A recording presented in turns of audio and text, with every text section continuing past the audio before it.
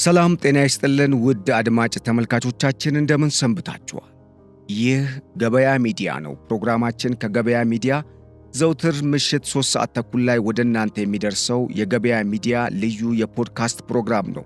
በዛሬው የገበያ ሚዲያ ልዩ የፖድካስት ፕሮግራም እንደተለመደው ከኢትዮጵያ ብሔራዊ ጥቅም ጋር የተሳሰሩ ወሳኝ መረጃዎችን ይዘናል። ከዚህም በተጨማሪ በዓለም አቀፍ ደረጃ እየታዩ ያሉ ህዝባዊ አመጾችና እንቅስቃሴዎችን መሰረት በማድረግ በኤርትራ ብሎም በምስራቅ አፍሪካ ቀጠና ያለውን ሁኔታም በመጠኑ የምንዳስስ ይሆናል። አብራችሁን እንድትቆዩ በመጋበዝ ቀዳሚ ወዳደረግነው መረጃ ስናልፍ የጃንዙ እንቅስቃሴን እናያለን። የጃንዙ እንቅስቃሴ እንግዲህ አሁን ላይ በኤርትራ ይቀሰቀሳል ተብሎ የሚጠበቀው የወጣቶች ንቅናቄ ነው። ይህ ንቅናቄ በሞሮኮ፣ በማዳጋስካር፣ በፔሩ፣ በስሪላንካ፣ ናይጄሪያ፣ ኬንያ፣ ፊሊፒንስን በመሳሰሉ አገራት ከዚህ ቀደም መነሳቱና አሁንም በተለይ በሞሮኮና በማዳጋስካር በአፍሪካ እንደዚሁም በላቲን አሜሪካ ደግሞ በፔሩ ወጣቶች እያደረጉት ያሉት አብዮት ነው። ይሄ አብዮት በኤርትራ ይነሳል የሚል መረጃ ወጥቷል። ይህንን በስፋት እንዳስሳለን። ሌላው ኢትዮጵያ የአሰብ ወደብ የእሷ እንደሆነ የሚያሳይ መረጃ ወጥቷል። ወይም ደግሞ ከኤርትራ ምጽዋ ወደብ ደቡባዊ አቅጣጫ እስከ ጅቡቲ ድንበር ያለው የቀይ ባህር ቀጠና ለኢትዮጵያ መወሰኑን የሚያሳይና የአሁኑ የኤርትራ ካርታ ፎርጂድ መሆኑን የሚያሳይ መረጃ ወጥቷል። ስለዚህም ካርታ እንደዚሁም ደግሞ አጠቃላይ ስለ መረጃውን በሚመለከት እንዴት ነው ይሄ መረጃ፣ ምን ያህል እውነት ነው፣ ከየት ነው የመጣው፣ ወይም ማን ያወጣው፣ ምን ነበረ በወቅቱ የሚለውን ነገር በስፋት የምናይ ይሆናል። ሌላው የኢትዮጵያን ወቅታዊ ሁኔታን የሚዳስስ አዲስ መረጃም ወጥቷል። በተለይም ኢትዮጵያ አሁን ላይ በአፍሪካ ቀጠና ሀያል እየሆነች ስለመምጣቷና የቀይ ባህር ቀጠናን መቀላቀሏ እንደማይቀር የሚያሳይ ስፑትኒክ አፍሪካ፣ አፍሪካን ኢንተለጀንስ እና ሌሎች የተለያዩ የሚዲያ አውታሮች በተለይም በምዕራቡ ዓለም የሚዘግቡ የዜና አውታሮች ስለዚህ ጉዳይ በስፋት እየተነጋገሩ ነው። ኢትዮጵያ ምን ስላገኘች ነው ሀያል የሆነችው ወይም በምስራቅ አፍሪካ አቅሟ እየጨመረ መጥቶ የቀጠናው ቀዳሚ ሀገር ለመሆን የቻለችው የሚለውን ጉዳይ በስፋት የምንዳስስ ይሆናል። አብራችሁን እንድትቆዩ በመጋበዝ በቆይታችን የተለያዩ ሌሎች መረጃዎችንም በማከል አትራፊ የምትሆኑበትን ፕሮግራም አዘጋጅተንላችኋል። በዚህ ፕሮግራም ላይ አብራችሁን መስራት ለምትፈልጉ ሰዎች፣ አብራችሁን መስራት የምትፈልጉ ማንኛውም ከገበያ ሚዲያ ጋር መስራት የሚፈልግ የንግድም ሌላም ድርጅት በስልክ ቁጥራችን በመደወል የማርኬቲንግ ቲማችንን በማግኘት እንግዲህ ከኛ ጋር አብራችሁ መስራት ትችላላችሁ። ያላችሁን ምርት ማስተዋወቅ እንደዚሁም ለገበያ ሚዲያ ያላችሁን አጋርነትን መጥቀስ ወይም መግለጽ ትችላላችሁ። በሌላ በኩል ለቻናሉ አዲስ የሆናችሁ ቻናሉን ሰብስክራይብ፣ ፕሮግራማችንን ደግሞ ላይክ እና ሼር በማድረግ የገበያ ሚዲያ አጋርነታችሁን እንድትገልጹ በመጋበዝ በቀጥታ ለዕለቱ ወዳዘጋጀነው ልዩ ፕሮግራማችን እንሻገራለን።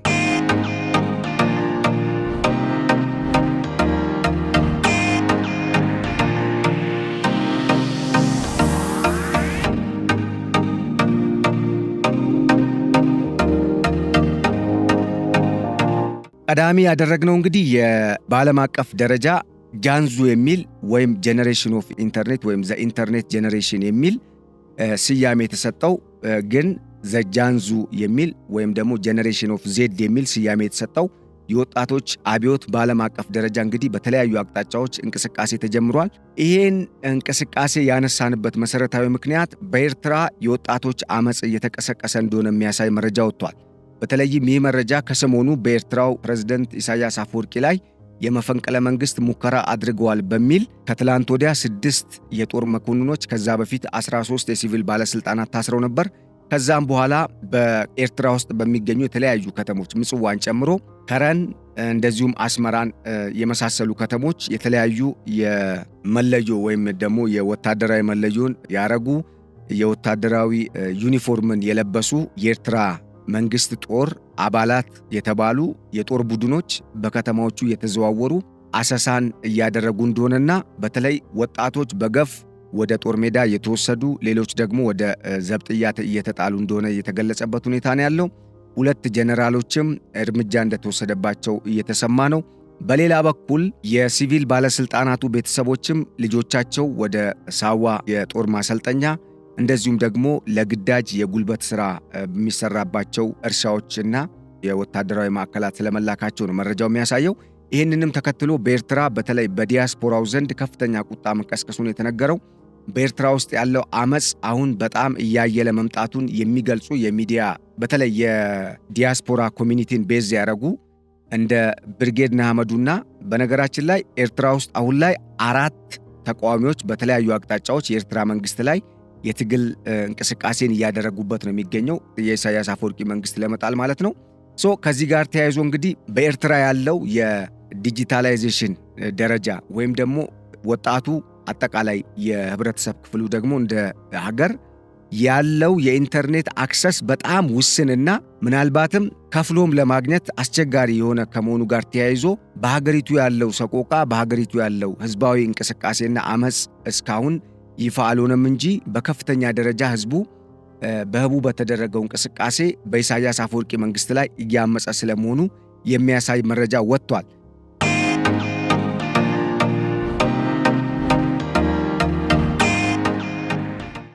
ምንም እንኳን የዲያስፖራ ኮሚኒቲውን ቤዝ ያደረጉ እነኚህ የብርጌድ ንሓመዱና ሌሎች የኤርትራ ተቃዋሚ ድርጅቶች የሚያወጧቸው መረጃዎች በኤርትራ አሁንም ተቃውሞ እንደገፋ ወይም እንደቀጠለ የሚያሳዩ ቢሆንም እንግዲህ ሐሙስ ለታና አርብ ለታ ወይም ደግሞ የኤርትራው ፕሬዝዳንት ኢሳያስ አፈወርቂ የሱዳኑን ጠቅላይ ሚኒስተር ካሚል ኢድሪስን በተቀበሉበት ወቅት በአገሪቱ ሰላም ነው የሚለውን ፐርፐዝሊ የተደረገ በዋና ከተማዋ በአስመራ በሚገኙ ዋና ከተማ ወይም ዋና አውራ ጎዳና በሚባል መንገድ ላይ በእግራቸው ሲሄዱና በህዝብ ታጅበው የህዝብም ድጋፍ እንዳገኙ አይነት ወይም ደግሞ በኤርትራ ያለው ሁኔታ ሰላም ነው የሚል መልእክትን ለማስተላለፍ የሱዳኑ አንደኛው መንግስት ወይም ይሄ ግማሽ መንግስት ነው በነገራችን ላይ የሚባለው ምክንያቱም የአልቡርሃን መንግስት ብቻ የሚወክል ነው የጠቅላይ ሚኒስተር ኢድሪስ ካሚል ስልጣን ወይም ጠቅላይ ሚኒስተርነት እና እኚህ ጠቅላይ ሚኒስተር ወደ ኤርትራ ሲገቡ በኤርትራ ጎዳናዎች ላይ የተወሰኑ ቦታዎች እንዲንቀሳቀሱ በማድረግ ኢሳያስ አፈወርቂም አብረዋቸው በመንቀሳቀስ እንግዲህ አስቀርጸው በማህበራዊ ሚዲያ እንደ ኤርትራን ፕረስ በተሰኙ የማህበራዊ ሚዲያዎች ወይም የኤክስ እና ሌሎች ፌስቡክን በመሳሰሉ የማህበራዊ ትስስር ገጾች ለጥፈዋል። ይሄም በኤርትራ ያለው ሁኔታ ሰላም ነው ወይም ደግሞ እንደተባለው መፈንቅለ መንግስት የለም፣ በኤርትራ ያለው ሁኔታ ይሄንን የሚያሳይ አይደለም የሚል መልእክትን ለማስተላለፍ እንደሆነ የተለያዩ የጂኦፖለቲክስ ተንታኞች እየገለጹ ነው የሚገኘው። ይሁንና ግን ህዝቡ በተለይ በቅርቡ ጎብኚዎች መስለው ገብተው እንግዲህ የኤርትራን ገመና ያጋለጡ የተለያዩ ቪዲዮዎችን የለቀቁ ተጨባጭ የዓይን እማኝ ምስክርነትን የሰጡ የምዕራቡ ዓለም ጎብኚዎች እንዳመላከቱት የተለያዩ ተቋማትም ሰራተኞች ናቸው። በነገራችን ላይ በተለይ ከሁማኒታሪያን ኤድ ጋር በተገናኘ እነኚህ በኤርትራ ጉብኝት ያደረጉት ሰዎች የተለያዩ የህዝቡን የኑሮ ሁኔታና የሀገሪቱን አጠቃላይ ሁለንተናዊ ሁኔታ የሚያሳይ ጥያቄዎችንም በመጠየቅ እንደዚሁም የተለያዩ ሀገሪቱ በትክክል ገጽታዋ ሊታይ የሚችልባቸው ቦታዎች በመሄድ የሀገሪቱን ሁኔታ ቀርጸው አጋርተዋል። ይሄ ሁኔታ በነገራችን ላይ በቪዲዮም ኦልሬዲ ዩቲዩብም ላይ ተጭኖ ያለ ነው። ማንኛውም ሰው ማየት የሚችለው ነው። ለማንኛውም እነኚህ የኤርትራን ህዝብ ምን ያህል እንደተጎዳና የኤርትራ ህዝብ ምን ያህል ብስጭት ውስጥ እንዳለ የሚያሳዩ መሆናቸው ተረጋግጧል። ስለዚህ የዲያስፖራው በተለይ በተቃዋሚው ጎራ የተሰለፉት እነኚህ ብርጌድ ንሓመዱን ጨምሮ የቀይ ባህር አፋርም እንደዚሁም ደግሞ የኤርትራ ሰላምና ዲሞክራሲ ግንባርም ሌሎቹም በኤርትራ ያለው ሁኔታ የኢንተርኔትና የሌሎች የዘመናዊ የመገናኛ አውታሮች ስርጭትና አጠቃላይ ህዝቡ ያለው አክሰስ በጣም ሊሚትድ የሆነ ወይም ዝቅተኛና በጣም የተገደበ ከመሆኑ ጋር ተያይዞ እንጂ በኤርትራ አሁን ላይ ኢሳያስ አፈወርቂ ከስልጣን እንዲነሱ የሚፈልገው ህዝብ በስፋት በጉዳዩ ላይ ተስማምቶ እንቅስቃሴ ወደ ማድረግ እየገባ ስለመሆኑ የሚያሳይ ነው የወጣው።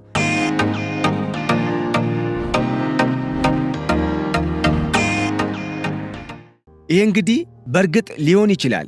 ምክንያቱም የኤርትራ ወቅታዊ ሁኔታም ከዚህ ቀደምም እንደ አውሮፓውያን አቆጣጠር በ2018 በኢትዮጵያ የአመራር ለውጥ እና የመንግስት ለውጥ ሲደረግ ያየነው የኤርትራ ወቅታዊ በወቅቱ የነበረው ማለቴ ነው የኢኮኖሚ ሁኔታ እምብዛም ከኢትዮጵያ ጋር ማነጻጸር አይቻልም። ምክንያቱም በጣም ስለሚከብድ በጣም ልዩነት ስላለው። ይህን ስል የኢትዮጵያ ህዝብ ደልቶት ነው የሚኖረው እንደፈለገው ያው የላይፍ ስታይሉ ተቀይሮ የኑሮ ደረጃው ላይፍ ስታንዳርዱ ላይፍ ኤክስፔክተንሱም 100% እንደተጠበቀው ተቀይሯል ለማለት ሳይሆን በሚገርም ሁኔታ ግን ከኤርትራ አንጻር ኢትዮጵያ በጣም እጅጉን ተቀይራለች። ከዚህ ቀደም ባጋራናችሁ ቪዲዮም ለማመላከት እንደሞከርነው ዘጂ4 ከሚባሉ የአፍሪካ ቤስት የሚባል ኦር ደግሞ የተሻለ ተስፋ ያለው ኢመርጂንግ ኢኮኖሚ እያደገ ያለ ኢኮኖሚን እየገነቡ ካሉ ሀገራት ኢትዮጵያ በቀዳሚነት ከተጠቀሱት አራቱ አንዱ ነች ወይም አንዷ ሆናለች። ይሄ ማለት አይደለም ኤርትራ፣ ሌሎቹ በቀጠናው ያሉ ሀገራትም ኢትዮጵያን የማይፎካከሩበት የእድገት ደረጃ ላይ ነው እየሄደች ያለችው ኢትዮጵያ። ይሄ ባለፉት 30 ዓመት ከተመዘገበው አጠቃላይ ውጤት አንጻር ነው እየነገርኳችሁ ያለሁት። በአንጻሩ ኤርትራን ደግሞ ብንመለከት በጣም የላሸቀ ነው፣ ኢኮኖሚው በጣም የተዳከመ ነው። ከዚህ ጋር ተያይዞ እንግዲህ ይሄ ልክ የአረቡ ዓለም ስፕሪንግ የአረብ ስፕሪንግ የተባለው ይሄ በቱኒዚያ ተጀምሮ በርካታ የአረቡ ዓለም ሀገራትን በማካለል ወይም ደግሞ በማዳረስ እስከ የመን የደረሰ የመንግስት ግልበጣ እንዲመጣ ያደረገው የወጣቶች አብዮት አሁን ደግሞ የኢንተርኔት ጄኔሬሽን በሚል በአብዛኛው እንደ አውሮፓውያን አቆጣጠር ከ1997 እስከ አሁን ያሉ ትውልዶችን በተለይ ደግሞ በአብዛኛው የወጣቱን ክፍል ማዕከል ያደረገ ወርልድ ዋይድ ወይም ግሎባሊ በዓለም አቀፍ ደረጃ እንቅስቃሴን እያደረገ ያለ መሪው ለጊዜው ማን እንደሆነ የማይታወቅ ግን ደግሞ የኢንተርኔት ጄኔሬሽን በሚል ወጣቶች የሚመሩት ወይም ደግሞ በወጣቶች የሚንቀሳቀስ ፍርሃት የሌለበት የህዝብ አብዮትና አመፅን ያከለ እንቅስቃሴ በተለያዩ የአፍሪካም የላቲን አሜሪካም የእስያ ሀገራት በተለይ ደግሞ የደቡብ ለኛ ያው ወደ ሩቅ ምስራቅ ነው የምንላቸው እነሱ ራሳቸውን ሲገልጹ ወደ እኛ መካከለኛ ምስራቅ የምንለውን እነሱ ደቡብ ነው የሚሉት። ለማንኛውም በእስያም ወይም በኤሽያም ላይክ በፊሊፒንስ፣ በስሪላንካ፣ ኢንዶኔዥያ፣ ባንግላዴሽ፣ ኔፓልን በመሰሉ አገራት ከሰሞኑ የተደረጉ የመንግስት ለውጦችና ህዝቡ በተለይ ሙስናና የኢኮኖሚና የማህበራዊ ፍትህ ጥያቄዎችን በማንሳት አብዮት ጀምሯል።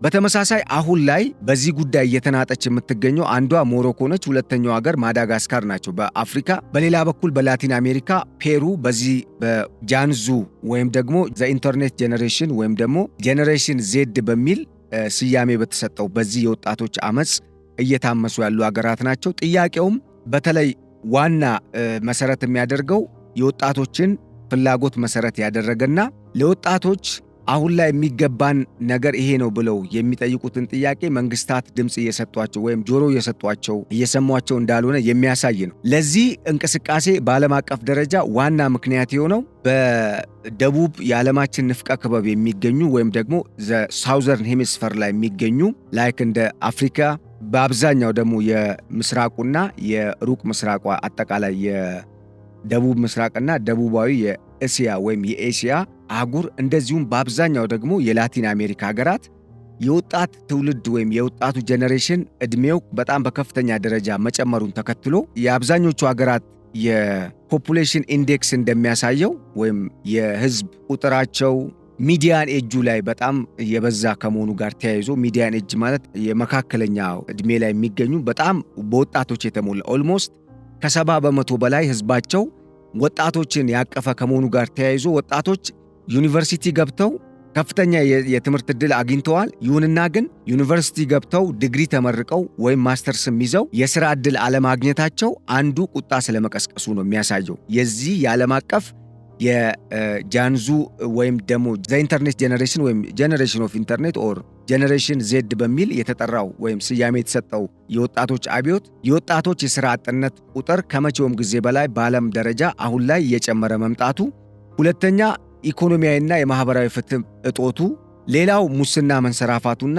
ወጣቶች ይህንን ሙስና ለሥራ ማጣታቸው አንዱ ምክንያት አድርጎ መቁጠራቸው፣ እንደዚሁም የዲሞክራሲ ስርዓት በትክክል ተግባራዊ አለመሆን የሚል ምክንያት ተሰጥቶታል ለእንቅስቃሴው መነሳት ማለት ነው። ታዲያ ከሰሞኑ ከነኛ ሀገራት በተጨማሪ በአፍሪካ በ3 ሀገራት በተለይ ደግሞ በምስራቅ አፍሪካ በሚገኙ ሀገራት እንደ ኤርትራን በመሰሉ ኤርትራ ተጠቅሳለች። ከዛ ደግሞ አስገራሚ በሆነ ሁኔታ ኬንያም የዚህ ሰለባ ነበረች። በቅርቡ ኬንያ በርካታ ወጣቶች ወደ አደባባይ ወጥተው የተለያዩ እንቅስቃሴዎችን መንግስት ላይ ተቃውሞ አድርገው የኬንያው ፕሬዝዳንት ዊሊያም ሩቶ ከስልጣን እንዲለቁም ጥያቄ አቅርበው ነበር።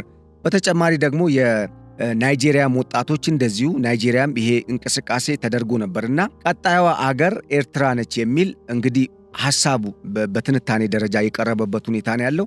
ለዚህ ዋነኛ ምክንያቱ ኤርትራ ውስጥ እንዲሆን ወይም ኤርትራ ውስጥ ሊቀሰቀስ ይችላል የተባለውና አሁን ላይ ምልክቶች እያሳየ የመጣው ይሄ የጃንዚዎች አብዮት በኤርትራ ያለው አገዛዝ ኦልሞስት ፎር አባውት ላለፉት 34 እና ከ30 ዓመት በላይ በነበረው የኢሳያስ አፈወርቂ አገዛዝ ዘመን የኤርትራ ወጣት በአብዛኛው ከሀገሪቱ ለቆ የተለያዩ የዓለም ሀገራት ተሰዶ የሚገኝ መሆኑና ሀገሪቱ አሁን ላይ አጣብቂኝ ውስጥ የገባችበት የኢኮኖሚ ሁኔታ ላይ የመገኘቷ ጉዳይ ለሀገሬው ዜጋ ትልቅ ፈተና እንደሆነበትና በዚህም ምክንያት ሕዝቡ እየተበሳጨ በጣም አስከፊ የኑሮ ሁኔታን ወይም የኑሮ ቀንበርን ከላዩ ላይ ለማውረድ ያልተገባ የአስተዳደር ስርዓትን ከላዩ ላይ ለማንሳት እንዲንቀሳቀስ የተገደደበት አስቀያሚ የአስተዳደር ሁኔታ እንዳለ ነው መረጃው የሚያሳየው።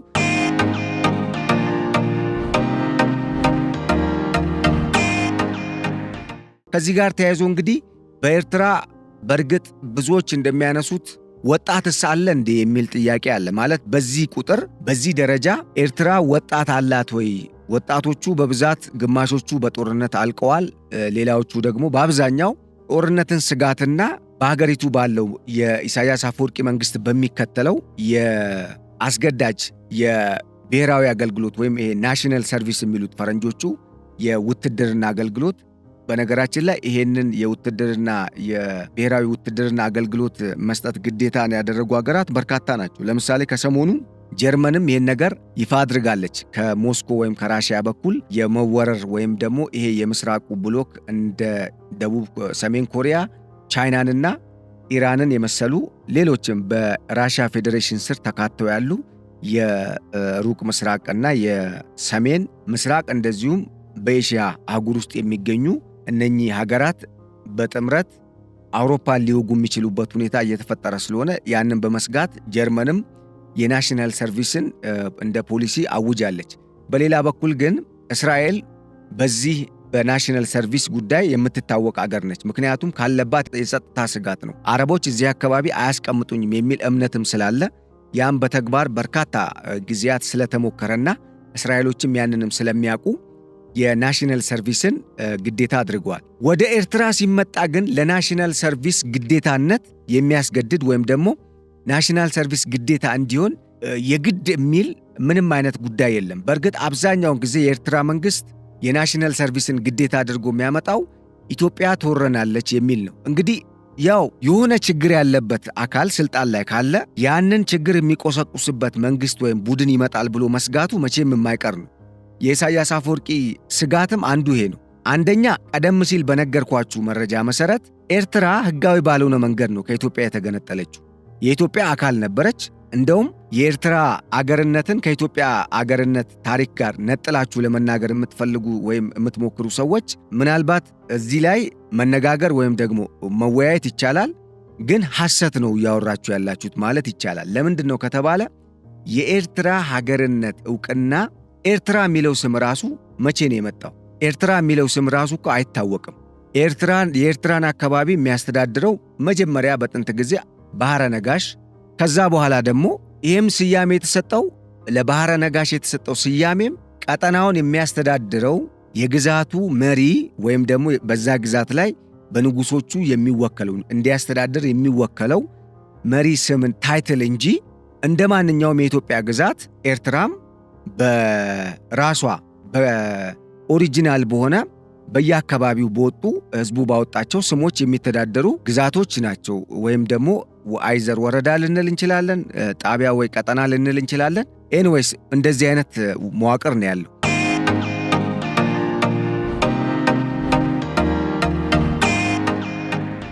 ከሁሉም በላይ ግን እዚህ ጋር መረዳት የሚያስፈልገው ነገር ምንድን ነው ከተባለ ኤርትራ የሚባለው ስም ራሱ የመጣው ከጣሊያን ወረራ በኋላ ነው። ከጣሊያን ወረራ በፊት ኤርትራ የሚባል ስም አይታወቅም፣ የለም። በተጨማሪ ደግሞ ጀብሃም ሲቋቋም ኤርትራ የሚል ስያሜን ሙሉ በሙሉ እሰይማለሁ የሚል እምነት ኖሮት አይደለም የተቋቋመው። ምክንያቱም ጀብሃ የተቋቋመበት ዓላማና አይዲዮሎጂ ራሱ አሁን ኢሳያስ አፈወርቂ ወደ ስልጣን ሲመጡ የመጡበትን ፓርቲ ይዞ የነበረውን አቋምና የርዕዮተ ዓለም ፍልስፍና ይዞ አልነበረም ጀብሃ የተቋቋመው።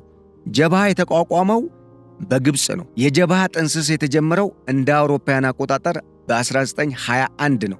በወቅቱ ግብፅ ለመጀመሪያ ጊዜ ነፃ የወጣችበት ነው። ግን ነፃ ወጥታ ነፃ አልወጣችም። ለምንድን ነው ከተባለ እንግሊዞች ሙሉ በሙሉ ከግብፅ አልለቀቁም ነበረ። በነገራችን ላይ ግብፅ በአፍሪካ በቅኝ ግዛት ከተገዙ አገራት በረጅም ጊዜ ቅኝ ግዛት ውስጥ በመቆየት የሚያክላት አገር የለም። አንደኛ አገር ነች።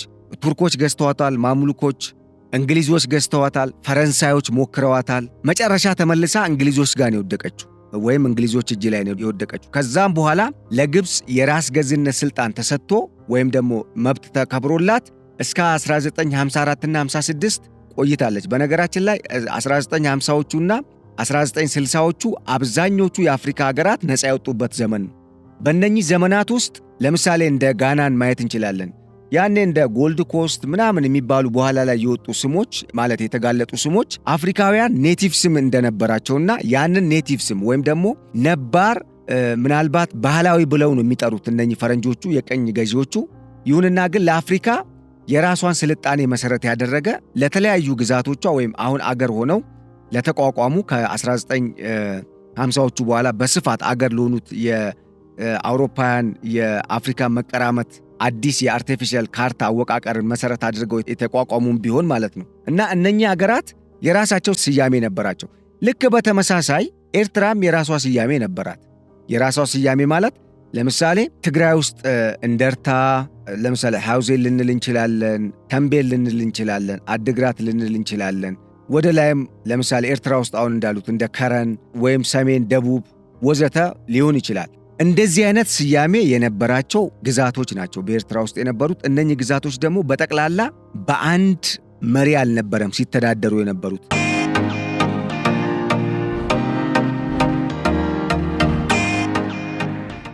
አሁን እዚህ ጋር ነው ነጥቡ የሚመጣው። ኤርትራውያን የኢትዮጵያ አካል አልነበርንም ብለው የሚያነሱት ሁሉም አይደሉም። በእርግጥ ይህንን ታሪክ የማያውቁ ሊሆኑ ይችላሉ። የሚያነሱትም ለፖለቲካ ፐርፐዝ ቀደም ሲል እንደነገርኳችሁ ሊሆን ይችላል ብለናል። ምክንያቱም ፖለቲካ ያው ሙሉ በሙሉ ውሸት ነው ባይባልም በአብዛኛው ውሸትንም መሰረት ያደረገ ፕሮፓጋንዳ የሚነዛበት ጨዋታም ስለሚያካትት ማለት ነው። ይህን ሲባል ግን ፖለቲካ ሙሉ በሙሉ ውሸት ነው ለማለትም አይደለም። የእኛም ኮንሰርን ፖለቲካን ማውራት አይደለም። ነገር ግን እንደ ኢትዮጵያ ብሔራዊ ጥቅም አሁን ኢትዮጵያ የምትጠይቀው ጥያቄ የኤርትራን የኋላ ታሪክ የሚጠይቅ ከሆነ ይህንን መናገር ግድ ስለሚል ነው የኤርትራን የኋላ ታሪክ እያነሳን ያለ ነው እንጂ ፖለቲካን ለመፈትፈት አይደለም። በዋናነት አሁን ወደ ታሪኩ እዚህ ጋር ስንመጣ ምንድን ነው የምንረዳው? ጣሊያን ወደ ኤርትራ መታ ኤርትራን ከመውረሯ በፊት በነበሩት ዓመታት ኤርትራ የሚባል ስም አይታወቅም። አንድ በጣም አስገራሚው ነገር ደግሞ አዱሊስ የሚባለው የአክሱም ስርወ መንግስት ዋና የውጭ ንግድ የሚካሄድበት ወደብ እና የወደብ ከተማ የት ነው የሚገኘው? ኤርትራ ውስጥ እኮ ነው የሚገኘው። እና እሱም የአክሱም ዘመነ መንግስት አካል አልነበረም ማለት ኤርትራም በአክሱም ዘመነ መንግስት ኤርትራም የአክሱም አካል አልነበረችም ልንል ነው። ስለዚህ ይህ ጉዳይ አያከራክርም።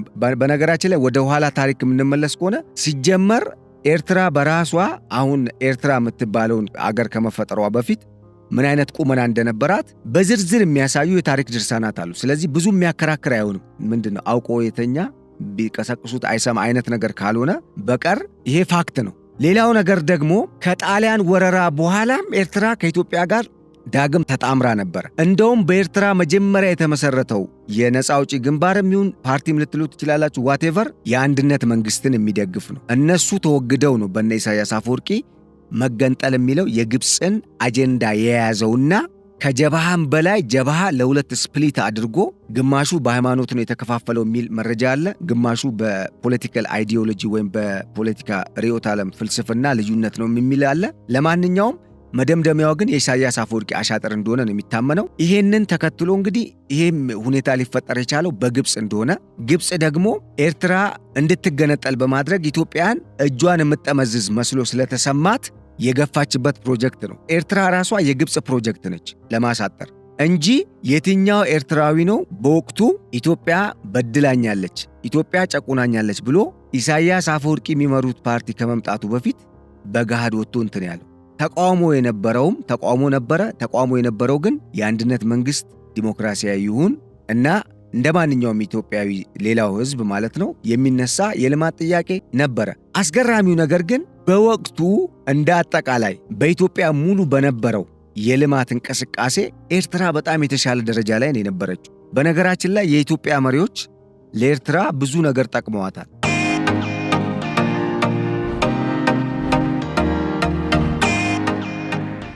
አሁን ላይ ምንም እንኳን የኤርትራ ህዝብ ወደ ኋላ የቀረ ቢሆንም በኢሳያስ አፈወርቂ ምክንያት በወቅቱ ኤርትራ የተሻለ የመሰረተ ልማት ዝርጋታ የተሟላላቸው ከተሞች የነበራት ግዛት ነች፣ የኢትዮጵያ ግዛት ነች።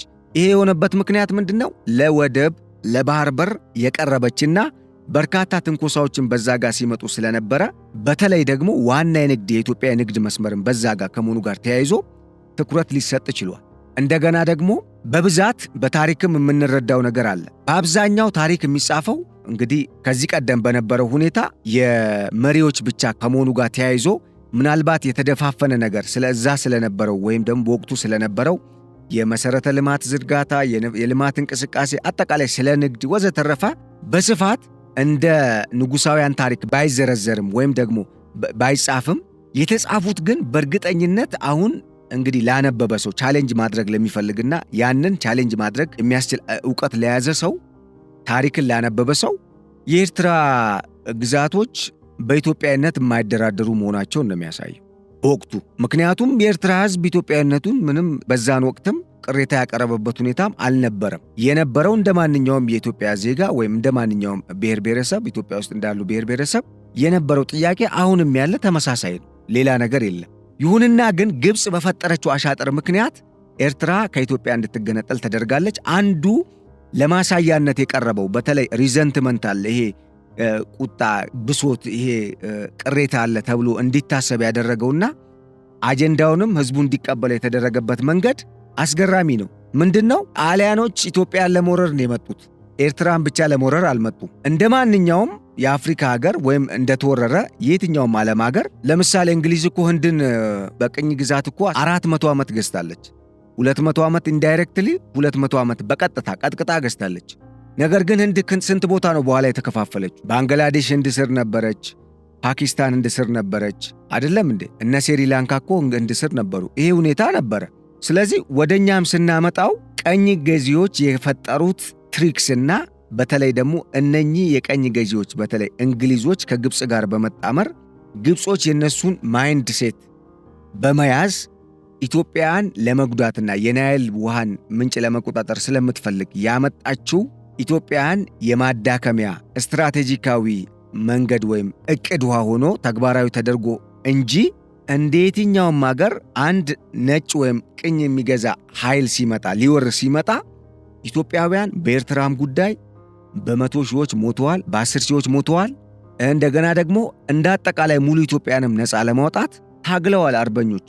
ጣሊያን እኮ ኢትዮጵያ ውስጥ ገብቶ ሙከራ ባደረገበት ወቅት እኮ አዲስ አበባ ላይ ማየት ይቻላል። የተለያዩ አካባቢዎች ሐውልት ቆመዋል። የተለያዩ እንቅስቃሴዎች ተደርገው ነበረ ጣሊያንን ለማስወጣት ብዙ አርበኞች።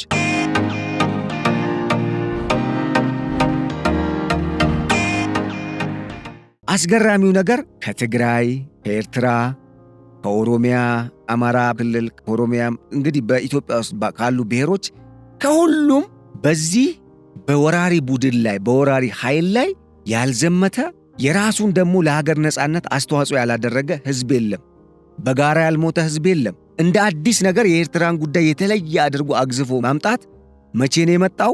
የአድዋ ጦርነት ከተጠናቀቀ በኋላ ከመረብ ወንዝ ወደዛ ገፍተው ነው የጣሉን። እኛ ኢትዮጵያዊ ብንሆን ይከላከሉልን ነበር ኢትዮጵያውያን። ስለዚህ እኛ ኢትዮጵያዊ ስላልሆንን ነው በመጀመሪያ የሚለውን አጀንዳ ነው በኤርትራውያን ህዝብ አእምሮ ውስጥ ለመንዛት ወይም ለማስገባት የሞከረው የሻዕቢያ መንግስት። ዋና መደራደሪያውም እቺ ነች፣ መቀስቀሻውም ህዝቡን መቀስቀሻ። ሌላው በታሪክ የሚታወቅ ነገር ነው። እናም አዱሊስን ጨምሮ ኢትዮጵያ በርካታ የአክሱም ዘመነ መንግስት ወደቦቿ የት ነው የሚገኙት?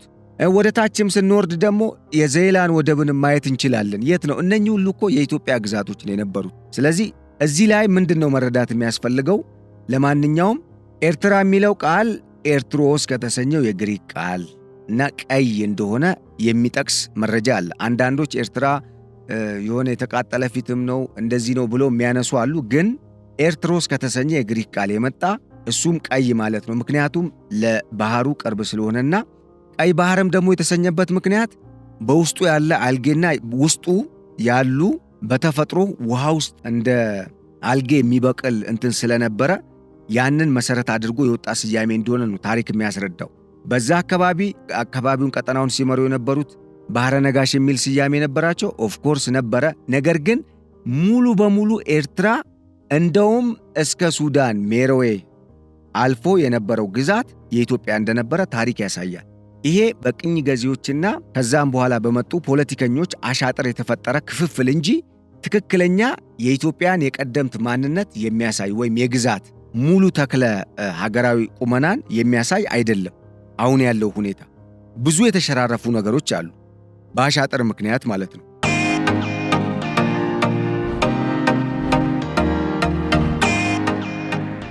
እና ለማንኛውም እነኚህን ጥያቄዎች መሰረት አድርጎ የታሪክ ድርሳንን ለመፈተሽ ምክንያታዊ የሆነ ንባብን ለሚያደርግ ወይም ደግሞ ጥናትን ለሚያደርግ የትኛውም ኢትዮጵያዊም ሆነ ኤርትራዊ ዜጋ ኤርትራ የኢትዮጵያ አካል እንደሆነች በምንም መልኩ ሊክድ የሚችልበት ያንንም ደግሞ በማስረጃነት ሊያቀርብና አጠናክሮ ማረጋገጫ ሊያቀርብ የሚችልበት ሁኔታ እንደሌለ ማረጋገጥ ይቻላል። የለም፣ በትክክል ኤርትራ የኢትዮጵያ አካል መሆኗን የሚያረጋግጥ በጣም ብዙ ታሪክ ነው ያለው። ይህንን ማወቅ ይቻላል።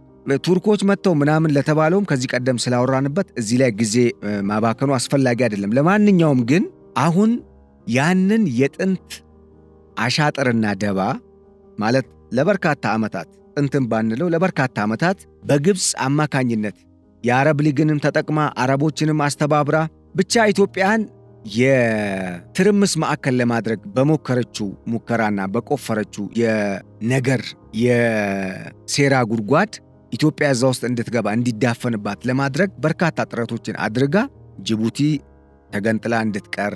ለምን ከተባለ ጅቡቲ በፈረንሳይ መንግስት እስካሁን በሞግዚትነት የምትተዳደረው በደርግ ዘመነ መንግስት የሚያበቃ ኮንትራት ተሰጥታ ነው የነበረው። ያ ማለት በደርግ ዘመነ መንግስት ወደ ኢትዮጵያ መመለስ ነበረባት፣ መንግስት በራሱ ጠይቆ።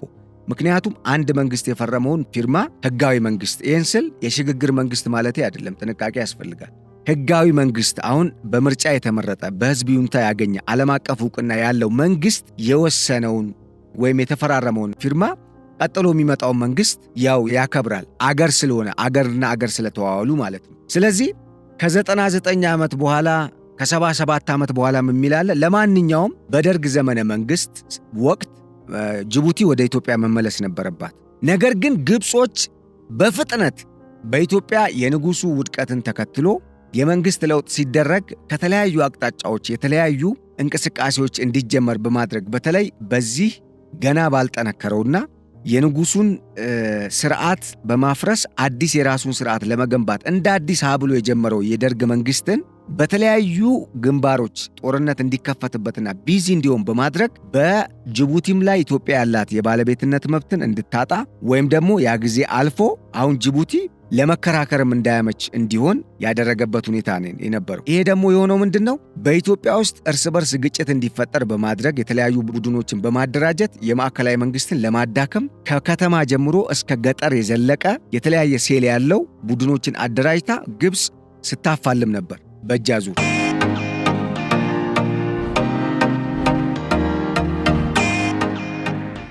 በሌላ በኩል ኢትዮጵያ በአገር ውስጥ ቢዚ በሆነችበት ወቅት የኢትዮጵያ መንግስት ማለቴ ነው፣ ጅቡቲ ውስጥ ደግሞ የፖለቲካ ለውጥ እንዲመጣ የጅቡቲ መንግስት ወይም የጅቡቲ አመራሮች በጎሳና በፖለቲካ አስተሳሰብ እንዲከፋፈሉ በማድረግ ራሳቸውን እንደ ነፃ አውጪ ቆጥረው እኛ ከቅኝ ገዢ ነፃ ይወጣን እንጂ በሊዝ ተሰተን አይደለም፣ ያም የተደረገው እኛ ሌላ ህዝብ ስለሆንን ነው የሚል እሳቤ እንዲያመጡ ተደርገው ከዛ በኋላ ኢትዮጵያ ላይ አምፀው ነው የደርግ መንግስት ሌላ ስምምነት ተዋውሎ የንግድ ማለት ነው የአሰብ ወደብንም እያለው የጅቡቲ የአሰብ ወደብ ላይ ደግሞ እንዳይጠቀም በጅቡቲና በግብፅ ባለስልጣናት በተለይ በአረብ መንግስታት አማካኝነት በርካታ ሸቀጦችን ጭነው የሚመጡ መርከቦች የአሰብ ወደብ ትንሽዬ ማለት መጠኑ እንደ ጅቡቲ ወደብ ስላልሆነ የሚያስተናግደው መጠን እዛ አሰብ ወደብ አካባቢ 2 እና 3 ወርም የሚቆዩበት ሁኔታ መፈጠሩን ተከትሎ መርከቦቹ እንዲበሳጩና ወደ አሰብ ወደብ አንሄድም ለኢትዮጵያ ዕቃ አንጭንም በማለታቸው ይሄ ማለት በተዘዋዋሪ በኢትዮጵያ መንግስት ላይ እና አሜሪካንም ከራሽያ ጋር ስለወገነ የደርግ መንግስት እና አሜሪካንም ጫና ለመፍጠር የንግድ ስርዓቱን አዛብተውት ነበር። ስለዚህ የተገደደው ደርግ መንግስት አሰብ ወደብ ላይ አንሄድም የሚሉ መርከቦች መበራከታቸውን ተከትሎ ከጅቡቲ መንግስት ጋር ስምምነት ውስጥ ወደ መግባት ነው የሄደው። ይሄ በታሪክ ያለ ነገር ነው። ያ ማለት ሳይወድ ለጅቡቲ ስምምነት ሲያደርግ የሀገርነት እውቅና ሰጠ ማለት ነው ባይ ዲፎልት እንጂ ጅቡቲ ራሷ የኢትዮጵያ አካል ነው የነበረችው። ተስፋፊነት ወይም ደግሞ የኢምፔሪያሊስትነት አስተሳሰብ አይደለም። እኔ እዚህ ጋር እያወሩ ያሉት ፋክት ነው፣ ሂስትሪ ነው፣ ታሪክ ነው፣ ሆኖ ያለፈን። በተመሳሳይ ወደ ኤርትራም ስንሄድ ኤርትራ እንደ ሀገር የተገነጠለችበት መንገድ አግባብ ካለመሆኑም በላይ ኤርትራ ከተገነጠለች በኋላ ኢትዮጵያና ኤርትራ ሰላም ይፍጠሩ ተብሎ በኢትዮጵያ መንግስት በኩል በርካታ ጥረቶች ቢደረጉም በነገራችን ላይ የኢህአዴግ መንግስትም በኋላ ላይ ብዙ ነገሮች ገብተው ተገልጸውለት ሙከራዎች አድርጎ ነበር። ለምሳሌ በዱባይ ስለ አሰብ ወደብ በሚመለከት በኢህአዴግ ዘመንም ጠቅላይ ሚኒስትር መለስ ዜናዊ ካለፉ በኋላ የተተኩት ቀድሞ ጠቅላይ ሚኒስትር ኃይለማርያም ደሳለኝም ሙከራ አድርገው ነበር። በ2018 እንደ አውሮፓውያን አቆጣጠር ጠቅላይ ሚኒስትር ዶክተር አብይ አህመድ ወደ ስልጣን ሲመጡ ደግሞ ኦልሬዲ ይፋዊ ግንኙነት ተጀምሮ ነበር።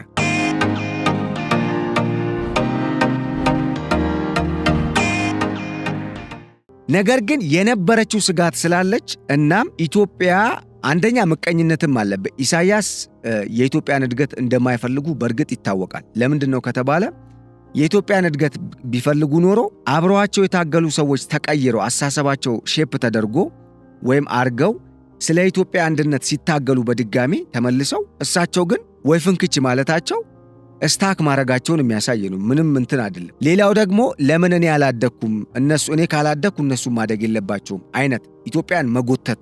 ስለዚህ ይሄ ስርዓት በኤርትራ ላለፉት 34 ዓመታት በነገሰባቸው ዓመታት ለኤርትራ ሕዝብ ያመጣው ምንም ውጤት የለም ከጠላትነት ውጪ። ጦርነትና ልጆቻቸውን ኤርትራውያን ለጦርነት ከመማገድ ውጪ የተረፋቸው ነገር የለም። በዚህም ምክንያት አሁን ላይ ኤርትራ በጣም ሕዝቡ ክፉኛ መበሳጨቱና በውስጥ ለውስጥ እየተብላላ ያለ ሊፈነዳ የሚችል የጃንዚዎች ወይም የወጣቶች አብዮት በኤርትራ ሊቀሰቀስ የሚችልበት ሁኔታን የሚያመላክቱ በርካታ ምልክቶች እየታዩ ነው። ይሄም ከናይጄሪያና ከኬንያ በኋላ በአፍሪካ ምድር የተፈጠረው ትልቁ የወጣቶች አብዮት ወይም የጃንዚዎች ንቅናቄ በኤርትራ ሶስተኛ አገር በአፍሪካ ማለት ነው ሊቀሰቀስ የሚችልበት ሁኔታ በከፍተኛ ሁኔታ አሁን ላይ እንደሚጠበቅ የሚያሳይ መረጃን ያጋራናችሁ። ይሄ እንዳጠቃላይ ኤርትራ የኢትዮጵያ እንደነበረች ኤርትራ ውስጥ ያለው ሁኔታ አርቲፊሻሊ ክሬት የተደረገ እንደሆነ ማስተር ማይንዷ ከኋላ ያለችው አሁንም ግብፅ እንደሆነች ጦርነቱን ለማድረግ የፈለገችው ኢሳያስ አፈወርቂ ደግሞ እስካሁንም ስልጣን ላይ የቆዩት በውሸት ትርክት እንጂ በትክክል ኤርትራውያን ከኢትዮጵያውያን ጋር ወንድምና እህት ስላልሆነ እትገነዘቡ ለማድረግ ነው። ይህን መረጃ ወደ እናንተ እንግዲህ ያጋራ ነው። የሚሰማ ይሰማል፣ የሚረዳ ይረዳል፣ የሚያውቅ ያውቃል ማለት ነው። እናም ይህ ጉዳይ ሰላማዊ መንገድ የማይፈታ ከሆነ አሁን ኢትዮጵያና ኤርትራ የገቡበት ጉዳይ ማለት ነው በቀጣይ ኤርትራ ወደ ነበረ ይዞታዋ which means ወደ እናት አገሯ ልትመለስ የምትችልበት ሁኔታ በዚህ ነውጥ ምክንያት ሊመጣ እንደሚችል እየተነገረ ነው። በሌላ በኩል ከሰሞኑ የመፈንቅለ መንግስት ሙከራ አድርጓል የተባሉ የጦር መኮንኖች ተረሸኑም ወይም እርምጃ የተወሰደባቸውም እንደዚሁም ደግሞ አብዛኞቹ የታሰሩት ደግሞ ቤተሰቦቻቸውም ጭምር ጉልበት ሥራ የሚሰራባቸው ሳይቶች መወሰዳቸውን መታሰራቸውን ቶርች እየተደረጉ መሆናቸውን የሚያሳይ መረጃን አካፍለናቸዋል ማለት ነው። ቀጣይ በኤርትራና በኢትዮጵያ መካከል ምን ሊፈጠር ይችላል፣ ሁኔታስ ወደ ምን ሊያመራን ይችላል የሚለውን ጉዳይ ደግሞ በስፋት የምናየው ነው የሚሆነው።